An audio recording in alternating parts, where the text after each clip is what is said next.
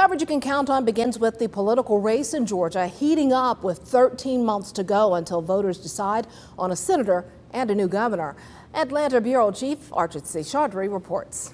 When it comes to the timeline for voters, next April is when candidates will officially have to qualify for those races, both for the gubernatorial race, the governor's race, and the U.S. Senate.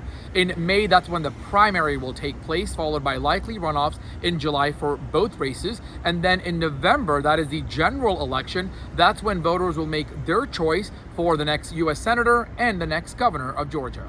On the Republican side, Representative Mike Collins, Buddy Carter, former football coach Derek Dooley, and horse trainer Reagan Fox hoping to unseat incumbent Democratic Senator Jon Ossoff.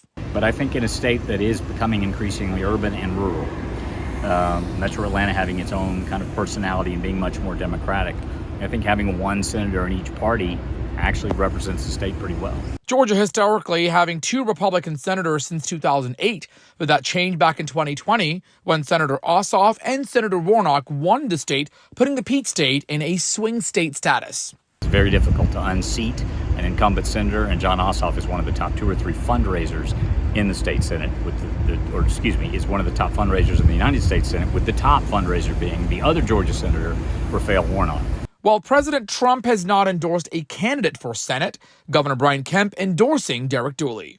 I see a potential of return, a battle, if you will, between Governor Brian Kemp and his supporters and Donald Trump, which leads to a divided GOP and makes it much harder to come out of the runoff that eventually will occur with a unified party to go up against a well-funded Democratic incumbent. So right now, I would say that puts the onus on the Republicans to get it together, and Jon Ossoff looks pretty good for re-election. Political experts say voters will likely pay attention to the candidate's stance on health care and the economy.